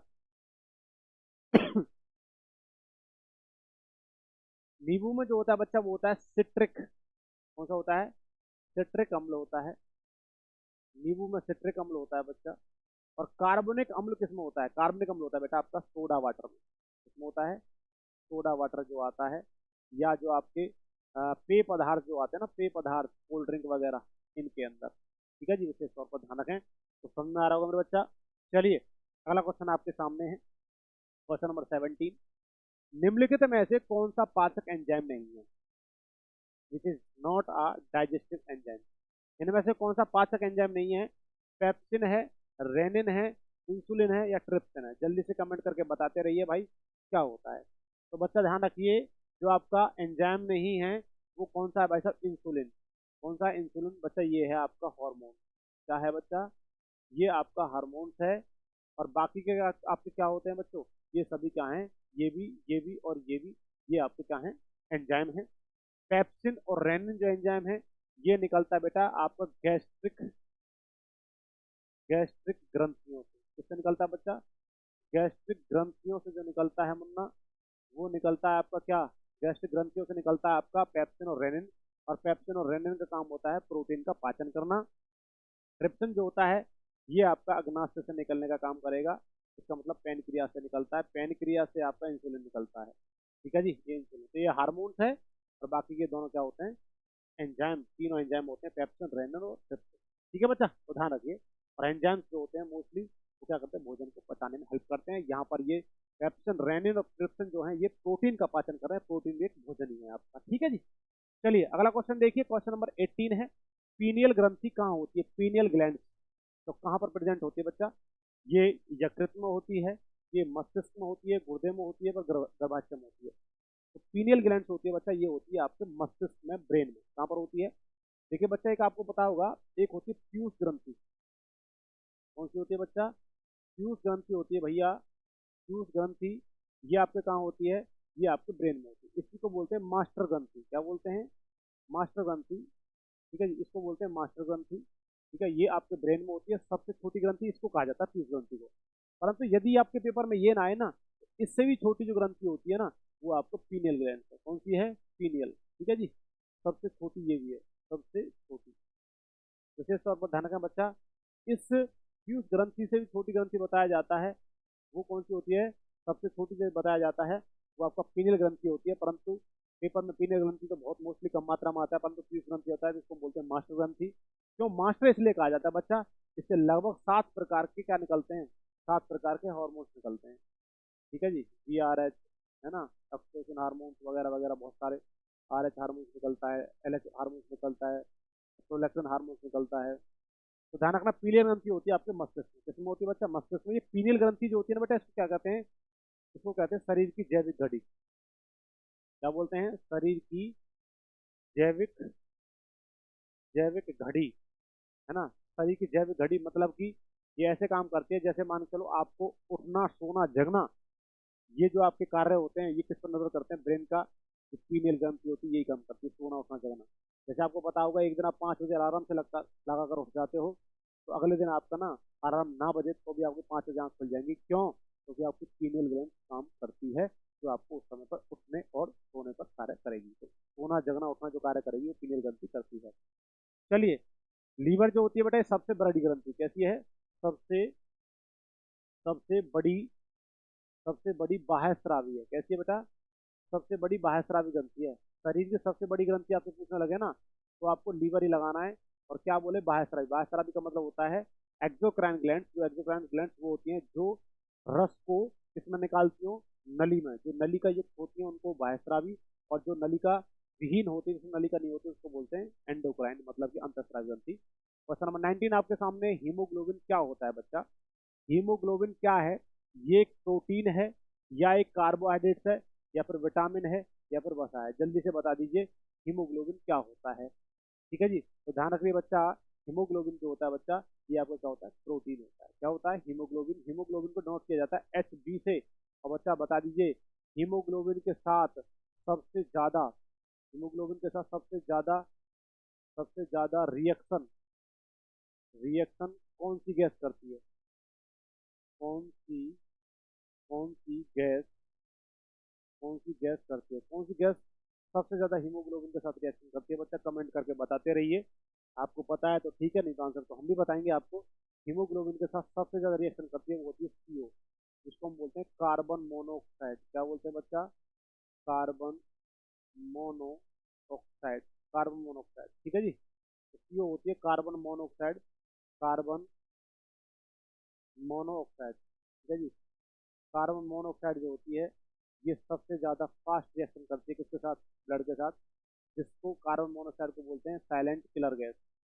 क्या बोलते हैं बेटा? Silent killer. जो खामोशी से मार देती है ना, है ना, खामोशी से मार देती है, वो कार्बन मोनोऑक्साइड गैस होती है। क्यों? क्योंकि हीमोग्लोबिन के साथ ज्यादा रिएक्शन कर जाती है। अगला क्वेश्चन देखिए, क्वेश्चन नंबर 20 है, भोजन का सबसे अधिक अवशोषण कहाँ होता है? भाई भोजन का पाचन करना है, तो सबसे ज्यादा पाचन जो होगा भोजन का बच्चा, वो कहाँ होगा? तो वो आमाशय में होगा, वो छोटी आंत में होगा, वो बड़ी आंत में होगा, वो ग्रसिका में होगा? जल्दी से कमेंट करके बताइए। बच्चा पता है आपको भोजन का सबसे अधिक पाचन कहाँ होता है? सबसे अधिक अवशोषण का हो, या बच्चा हम कह सकते हैं पाचन का हो, तो सबसे ज्यादा अवशोषण या पाचन जो होता है वो होता है छोटी आंत में। किसमें होता है? इंग्लिश में बेटा इसको स्मॉल इंटेस्टाइन बोलते हैं। ठीक है जी।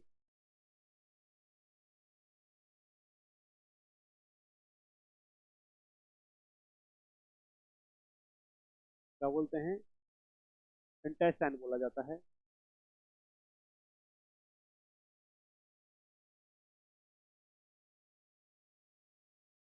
स्मॉल इंटेस्टाइन, छोटी आंत। देखो छोटी आंत की लंबाई आपसे पूछने लगे तो 6 से 6.5 मीटर कितनी होती है बच्चा? 6 से 6.5 मीटर आपकी लेंथ होती है। बड़ी आंत की पूछने लगे तो ये होती है बेटा 2 से 2.5 मीटर। ठीक है जी, 2 से 2.5 मीटर। ठीक है। और अमाशय जो होता है, भोजन जो होता है, भोजन इसमें अमाशय के अंदर बच्चा भोजन जो होता है, भोजन 3 से 4 घंटे रुकेगा। ठीक है, सबसे ज्यादा भोजन रुकता है ना 3 से 4 घंटे, 4 घंटे तक। तो ज्यादा मात्रा में 4 घंटे जो भोजन होता है हमारे पेट में रुकता है, जब भी कहते हैं हमारा पेट भर चुका है, अब खाना नहीं खाएंगे। 4 घंटे बाद भूख लगती है आप सभी को। 4 घंटे तक कोई प्रतिक्रिया नहीं होती, उसमें जूस मिलते रहते हैं। 4 घंटे बाद डाइजेशन शुरू होता है। अगला क्वेश्चन आपके सामने, क्वेश्चन नंबर 21, निम्नलिखित में से वह अंतःस्रावी ग्रंथि कौन सी है जिसे मास्टर ग्रंथि कहते हैं? अंतःस्रावी को बोलते हैं बेटा जो आपकी एंडोक्राइन ग्रंथि होती है, जिसके अंदर डक्ट नहीं होता, जिसके अंदर नलिका नहीं होती, तो उनको बोलते हैं अंतःस्रावी ग्रंथि। तो कौन सी ग्रंथि जो मास्टर ग्रंथि कहेंगे? पीयूष ग्रंथि होती है, एड्रिनल ग्रंथि होती है, थायराइड ग्रंथि होती है, पैराथायराइड। तो अभी मैंने आपको कमेंट करके बताया भी था, और आपको कहा है कि भाई साहब जो ग्रंथि होती है वो कौन सी होती है? मास्टर ग्रंथि वो होती है पीयूष ग्रंथि। कौन सी होती है बच्चा? पीयूष ग्रंथि जो होती है मास्टर ग्रंथि बोला जाता है। एड्रिनल ग्रंथि जो होती है किडनी के ऊपर है, किसके है? किडनी के ऊपर जो ग्रंथि होती है उसको हम बोलते हैं भाई साहब आपका क्या? एड्रिनल ग्रंथि। इसी से निकलता है ओडोलडो हार्मोन, हम कह सकते हैं ओडोलडो हार्मोन। ठीक है, ओडोलडो हार्मोन आप कह सकते हैं। ओडोलडो हार्मोन, करो मरो, है ना, करो मरो जो भी बात कही जाती है, ओडोलडो करो मरो। तो ये सारे जो हार्मोन एड्रिनल ग्रंथि से निकलते हैं। थायराइड ग्रंथि जो होती है बच्चा, ये होती है गले में। किसमें होती है? ये बच्चा गले में होती है। इससे थायरोक्सिन हार्मोन निकलता है, जो गले में सामने होती है। पैराथायराइड जो होती है ये गले के पीछे है, गले के पीछे जस्ट, मतलब इस पैराथायराइड जो होती है, इस थायराइड के जस्ट पीछे जो होती है, इस गले के जस्ट पीछे जो होती है, वो कौन सी होती है? पैराथायराइड। इससे निकलता है कैल्सिटोनिन हार्मोन निकलता है पैराथायराइड से। ठीक है बच्चा, तो ध्यान रखिए। अगला क्वेश्चन देखिए, क्वेश्चन आपके सामने है, क्वेश्चन नंबर 22। निर्जलीकरण डिहाइड्रेशन के दौरान, जब आपको डिहाइड्रेशन होता है, उल्टी दस्त लग जाते हैं, तो डिहाइड्रेशन हो जाता है उस समय में। डिहाइड्रेशन के दौरान आमतौर पर शरीर से किस पदार्थ की हानि हो जाती है? वैसे ऐसा कौन सा पदार्थ है जो खत्म हो जाता है आपके शरीर से? जैसे आपको उल्टी हो जाती है दस्त होने पर, तो क्या होगा बच्चा? तो उसमें शुगर की कमी हो जाएगी आपको, सोडियम क्लोराइड की कमी हो जाती है, कैल्शियम फॉस्फेट की कमी हो जाती है, पोटेशियम क्लोराइड की। तो ध्यान रखना बच्चों, डिहाइड्रेशन के द्वारा आपको NaCl की कमी हो जाती है। क्या बोलते हैं? NaCl, sodium chloride. आप इसी वजह से नमक और ORS का घोल, ठीक है जी, नमक, ORS का घोल या चीनी, इनका घोल आपको पिलाया जाता है। पता है ना इस बात को? क्योंकि उसमें क्या होता है बेटा, आपका NaCl होता है, सोडियम क्लोराइड, नमक तो NaCl है ही, ORS में भी आपका नमक होता है। ठीक है, तो निर्जलीकरण में सोडियम क्लोराइड की कमी हो जाती है, इसी वजह से ORS वगैरह या नमक का या चीनी का पानी आपको पिलाया जाता है। क्वेश्चन नंबर 23 आपके सामने, प्रथम सफल हृदय प्रत्यारोपण की किसने किया? बेटा प्रत्यारोपण का मतलब क्या होता है? ट्रांसप्लांट। मतलब ट्रांसप्लांट का मतलब होता है एक बॉडी से दूसरी बॉडी में किसी चीज का ट्रांसप्लांट करना, मतलब कि एक शरीर से दूसरे शरीर में किसी चीज का लगाना। जैसे कि हार्ट का ट्रांसप्लांट हो जाता है, एक व्यक्ति के हृदय शरीर से हृदय निकाला, दूसरे हृदय शरीर में व्यक्ति में डाल दिया। एक शरीर से किडनी निकाली तो दूसरे शरीर में डाल दी, तो मतलब ट्रांसप्लांट होता है। तो ध्यान रखना बच्चा, जो भी बच्चा हमारा अपने आप को कमजोर ना समझे, हम आपको प्रत्येक चीज आपको बता के चल रहे हैं। इसका मतलब जो क्वेश्चन में कह रहा है ना, वो भी हम आपको समझा के चल रहे हैं। ठीक है जी, चलिए।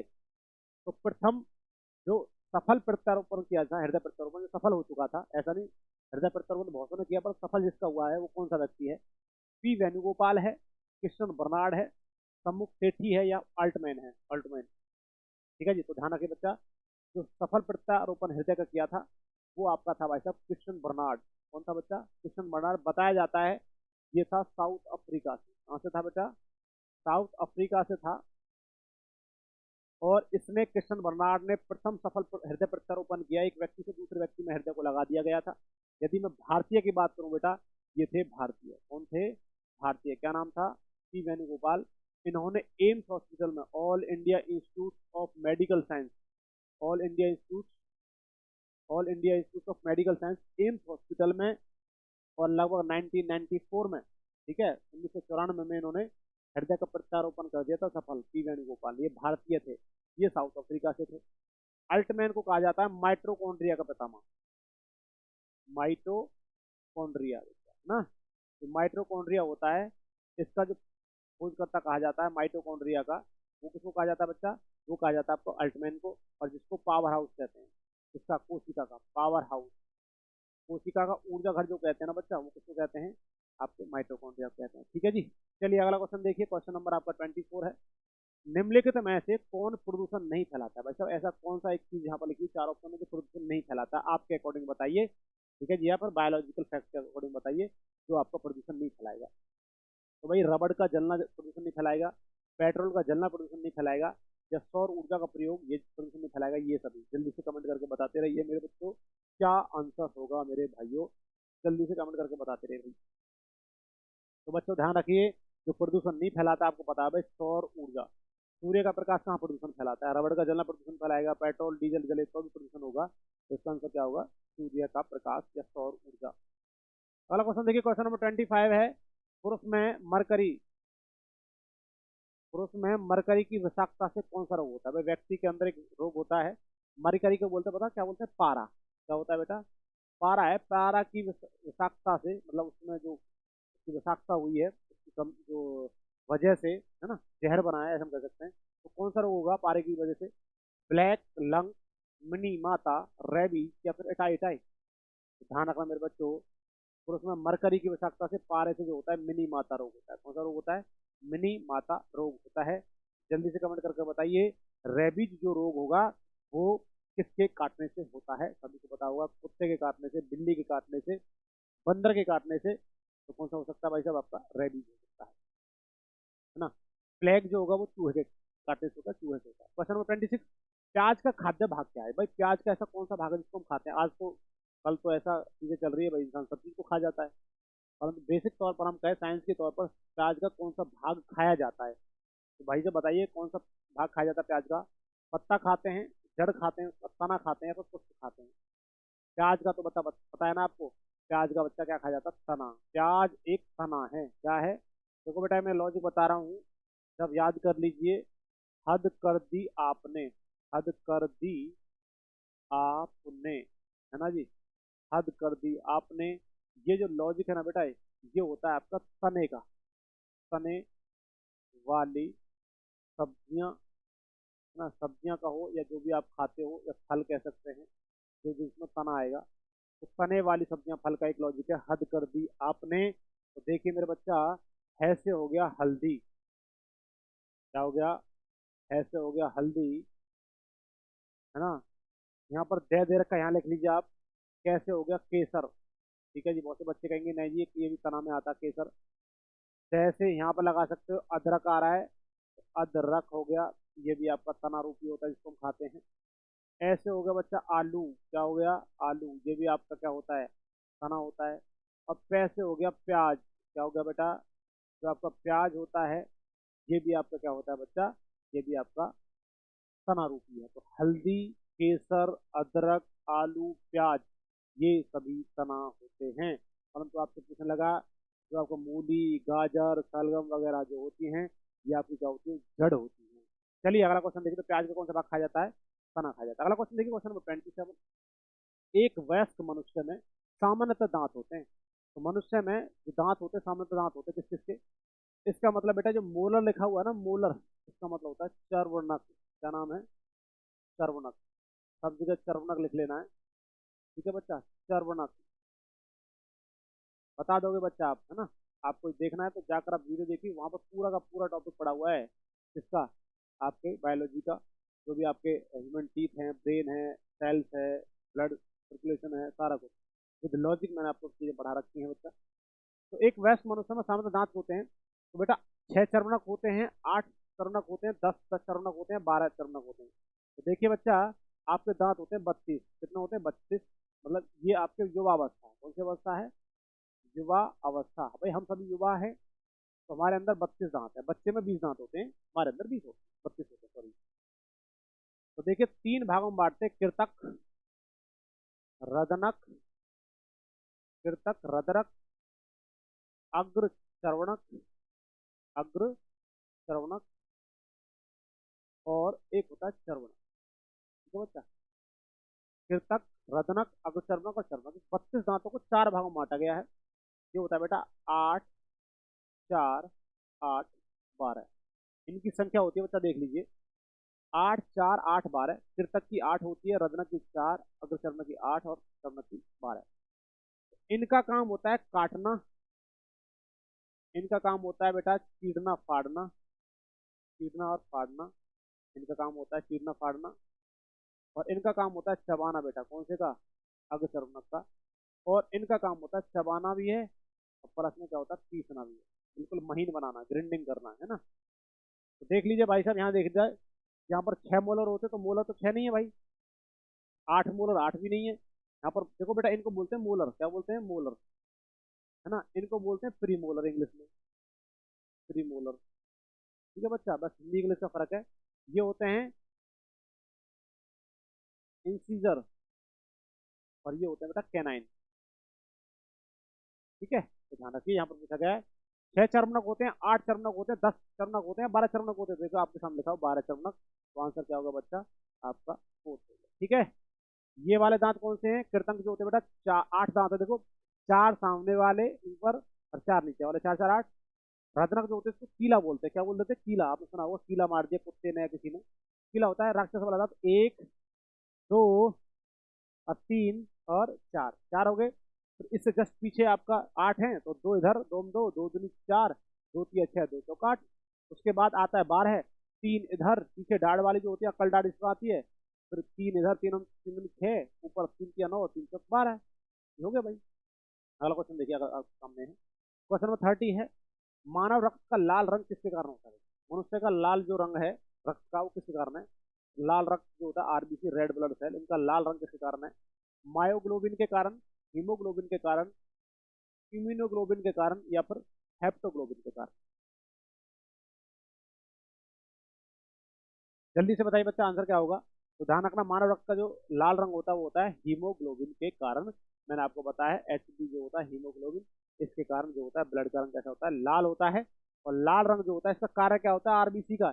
इनका काम होता है बेटा O2 एंड CO2। O2 को बोलते हैं बेटा ऑक्सीजन, और CO2 को बोलते हैं कार्बन डाइऑक्साइड। ऑक्सीजन और कार्बन डाइऑक्साइड का संवहन, संवहन का मतलब होता है लाना ले जाना। क्या करना बेटा? संवहन करना, लाना ले जाना। मतलब आपके शरीर में ऑक्सीजन और कार्बन डाइऑक्साइड लाना ले जाना जो होता है वो कौन होता है बेटा? आपका आरबीसी रेड ब्लड सेल।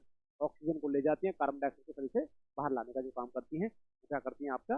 क्या करती है आपका? आरबीसी। अगला क्वेश्चन देखिए, क्वेश्चन नंबर 31 है, मस्तिष्क को सुरक्षित रखने वाली हड्डियों की संख्या कितनी होती है? भाई आपके ब्रेन को प्रोटेक्ट करती हैं, या इसका मतलब हम कह सकते हैं सुरक्षित रखती हैं, तो कितनी हड्डियां होती हैं आपकी? तो बच्चा ध्यान रखना, ब्रेन को सुरक्षित जो रखती हैं ऊपर वाली हड्डियां होती हैं, इनका नाम होता है क्रेनियम। तो संख्या होती है 8। कितनी होती है बच्चा? 8। नाम है, नाम क्या बच्चा? नाम होता है बच्चा आपका, नाम होता है मेरे दोस्तों क्रेनियम। क्या होता है? क्रेनियम, इनका नाम होता है मेरे दोस्तों क्रेनियम नाम होता है। और ये टोटल ओवरऑल जो हड्डियां होती हैं ये कितनी होती हैं आपका? आपकी हड्डियां जो होती हैं ये होती हैं बच्चा आपका 8। ठीक है जी, कितनी हड्डियां होती हैं? 8 होती हैं। ठीक है जी, चलिए आगे की तरफ चलेंगे बच्चा। क्रेनियम होता है, आगे की तरफ चलेंगे। आपको पता है बेटा 14 जो होती है कितनी होती है फेस में, मतलब चेहरा में? चेहरा में 14 होती है, इसे सर्वधारण रखें। 10 जो होती हैं टोटल ओवरऑल, जो आपका हाथ होता है ना हथेली, इस हथेली में 5, इस हथेली में 5, तो कितना हो गया हथेली में? ठीक है जी, इसको हम बोलते हैं मेटाकार्पेल हथेली को, हथेली में 10 होती है। आगे चलिए, अगला क्वेश्चन देखिए, क्वेश्चन आपके सामने है, क्वेश्चन नंबर 32, कि मस्तिष्क का सोचने समझने तर्क शक्ति बुद्धि का केंद्र कौन सा है? भाई आप सोच रहे हो, समझ रहे हो, मैं आपके सामने बोल रहा हूँ तो समझ के बोल रहा हूँ, इसका मतलब ऐसा कौन सा भाग है जो मेरा चल रहा है? तो वो सैरी बेलम होता है, ब्रेन के भाग हैं ये। सैरे ब्रम है, हाइपोथैलेमस है, या फिर मेडुला ऑब्लोंगेटा है? तो मस्तिष्क का सोचने समझने तर्क शक्ति बुद्धि का जो केंद्र होता है बच्चा, वो होता है सैरे ब्रम। क्या होता है? सैरे ब्रम होता है बच्चा। ये सबसे बड़ा भाग भी है, सबसे बड़ा भाग। मस्तिष्क का सबसे बड़ा भाग कहे ना, तो मस्तिष्क का सबसे बड़ा भाग जो होता है बच्चा वो सेरेब्रम होता है। कहा जाता है 2/3 भाग है ये। कितना भाग है? 2/3, मतलब 3 हिस्से यदि ब्रेन के किए जाएं तो 3 हिस्सों में से 2 हिस्सा का किसका है? सेरेब्रम का। और बाकी के 1 हिस्सा बच गया। भाई 3 में से 2 गया तो 1 बचा। 2 हिस्सा तो है सेरेब्रम के, और बाकी का इस एक हिस्से में आपका पूरा ब्रेन है, जिसमें आपका थैलेमस है, हाइपोथैलेमस है, मिड ब्रेन है, हिंड ब्रेन है। ठीक है, ध्यान रखना, सेरेब्रम जो है सबसे बड़ा भाग है, 2/3 भाग है। परसेंटेज की बात करूं तो 67% भाग अकेला लेकर बैठा है भाई। कौन? सेरिब्रम 67% अकेला लेकर बैठा है। देखिए आगे बात करते हैं सेरिबेलम। बच्चा ये संतुलन बनाता है। क्या बनाता है? संतुलन। संतुलन का मतलब करता है, संतुलन का मतलब होता है बैलेंसिंग ऑफ योर बॉडी। शरीर का जो बैलेंस बनाने का काम करता है, आपको पैर यहाँ रखना, आपको ये बोलना है, आपको ऐसे हाथ उठाना है, ये सारा बैलेंसिंग जो कर रहा है वो सेरिबेलम कर रहा है। हाइपोथैलेमस जो होता है बच्चा, ये जो होता है ये करता है भूख प्यास, भूख प्यास और घृणा, भूख प्यास घृणा, और एक और होता है प्रेम। इन सभी का जो एनालाइज कराएगा, एहसास जो कराता है, वो हाइपोथैलेमस कराता है। ब्रेन का भाग है हाइपोथैलेमस। इस हाइपोथैलेमस को कहते हैं बेटा मास्टरों का भी मास्टर, मास्टरों का भी मास्टर।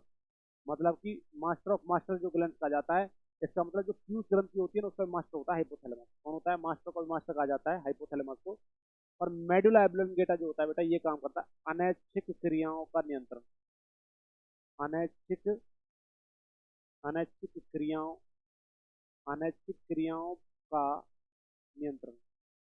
जो अनैच्छिक क्रियाएं होती है ना बच्चा, अनैच्छिक क्रिया पता क्या होता है? जिस पर हमारी इच्छा नहीं होती है फिर भी वो होके रहेंगी, आप चाहकर भी इनको रोक नहीं सकते। जैसे कि मैं आपको बताता हूँ, पलक झपकना, श्वसन दर, हार्ट बीट, रेस्पायरेशन सिस्टम, पाचन क्रिया, उत्सर्जन तंत्र, वेस्ट मटेरियल, छींक आना, खांसी आना, ये सारी अनैच्छिक क्रिया होती है जिस पर आपको कोई इच्छा नहीं होती, पर फिर भी ये क्या करेंगी? आपकी होकर रहेंगी।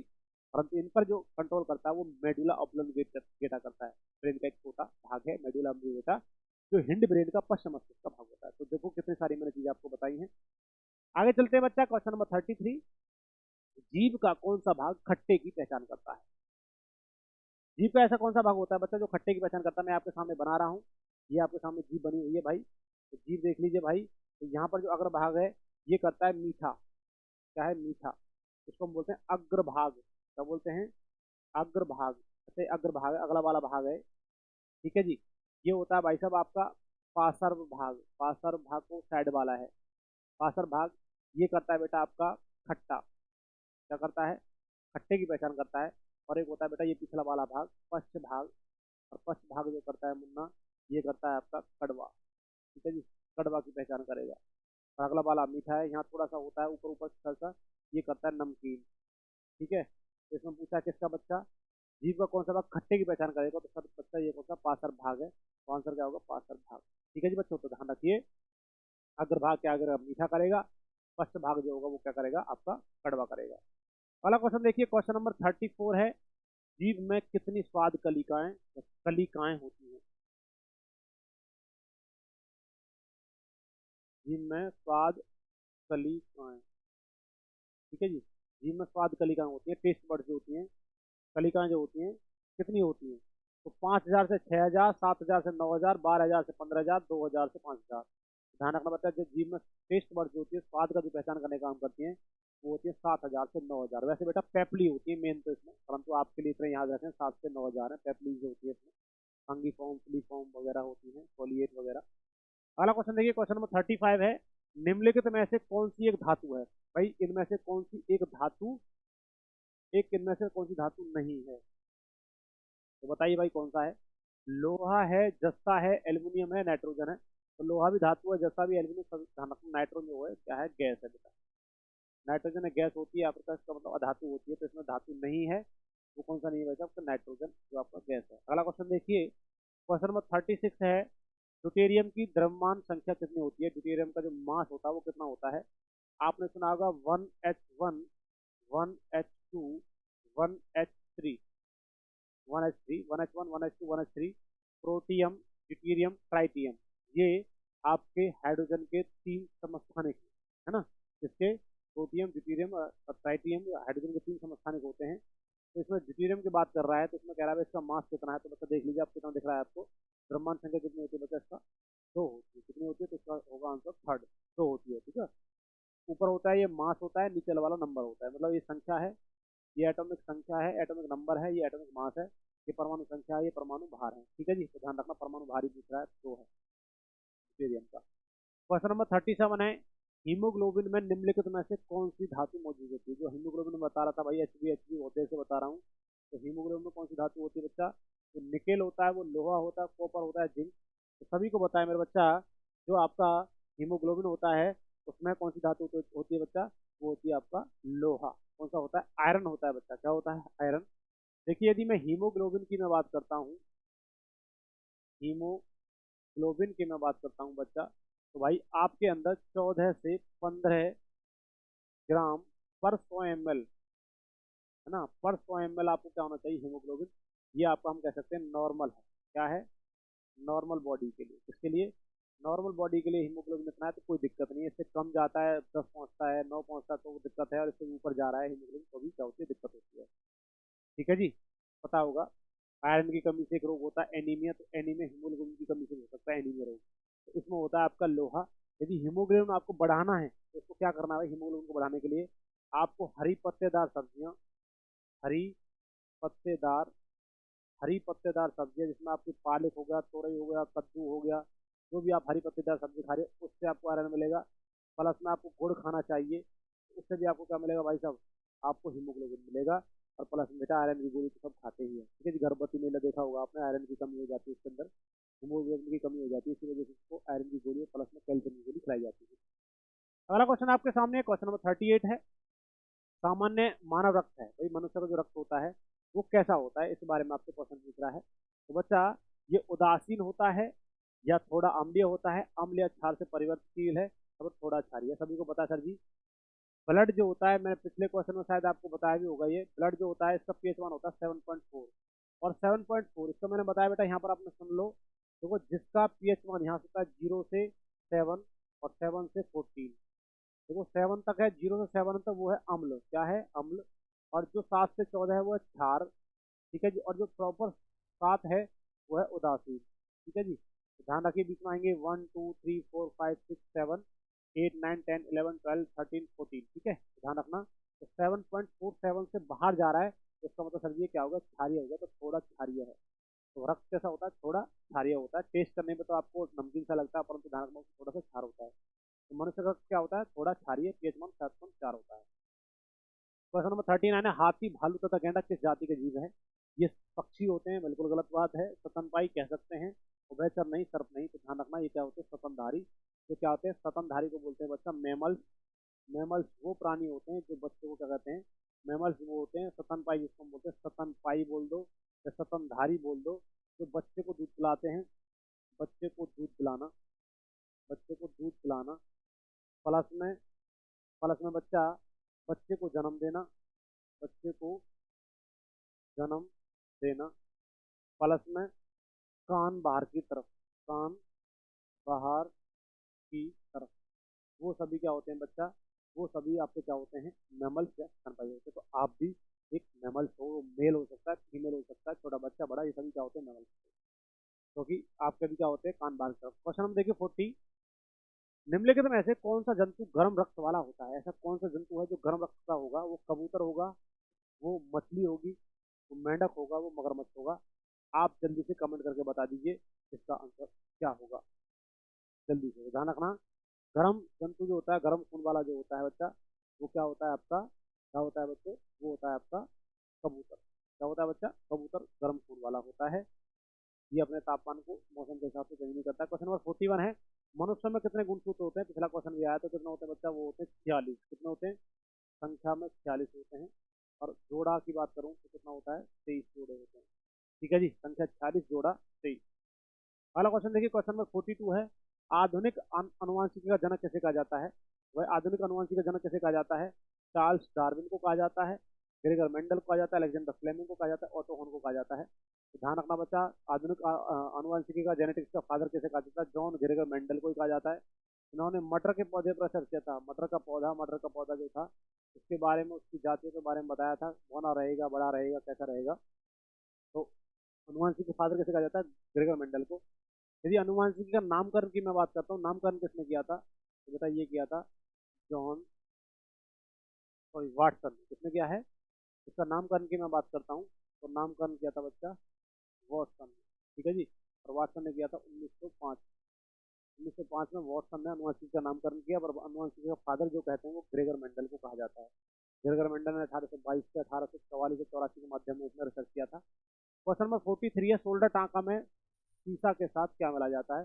तो चांदी मिलाया जाता है, तांबा मिलाया जाता है, टेन मिलाया जाता है, फिर एल्यूमिनियम। तो ध्यान रखना, शोल्डर टांका में शीशे के साथ क्या मिलाया जाता है? Lead plus ten. लेड मतलब शीशा, टेन मतलब ये होगा, तो आंसर क्या होगा बच्चा? टेन। तो आपको बताना है, शोल्डर का टांका जब टांका लगाया जाता है तो टांका लगाना है भाई साहब लेट करके, कैसे? लेट कर लॉजिक है ये। ले से हो गया लेड, क्या हो गया?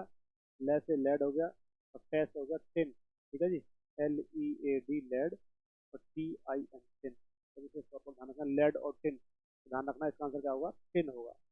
अगला क्वेश्चन देखिए, क्वेश्चन नंबर 44 है, कौन सी धातु हथेली पर रखने पर पिघल जाती है? तो वो एल्युमिनियम होती है, वो पोटेशियम होती है, वो गैलियम होती है, या मेरे बच्चा वो क्या होती है आपका, वो आपका कौन सी होती है? मैग्नीशियम। जल्दी से कमेंट करके बताइए मेरे दोस्तों। यदि वीडियो अच्छी लग रही है, चैनल को सब्सक्राइब, वीडियो को लाइक शेयर करते रहें। जो भी आपका भाई, आपका दोस्त, आपका मित्र आपका तैयारी कर रहा है कंपटीशन की, जहाँ पर साइंस की रिक्वायरमेंट है, आप उसके पास शेयर कीजिए, जो आपके भाई के लिए बहुत ही हेल्पफुल रहेगी। साथ में आपका भला तो हो ही रहा है, प्लस में आपके दोस्तों का भला हो जाए, ठीक है जी। चलिए, तो ध्यान रखना, तो वो धातु होती है आपकी कौन सी? गैलियम एक ऐसी धातु होती है जिसको हाथ पे लेने पर क्या हो जाती है? पिघल जाती है।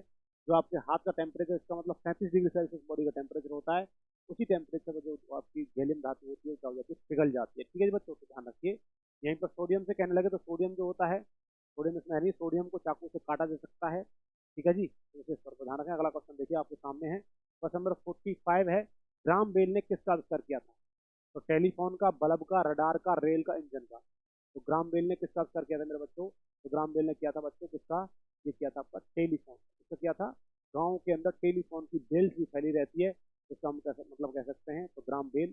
तो बेल गाँव में, ग्राम में, बेल मतलब बेल किसकी? टेलीफोन की। ग्राम बेल ने किसको किया? टेलीफोन का। ठीक है जी।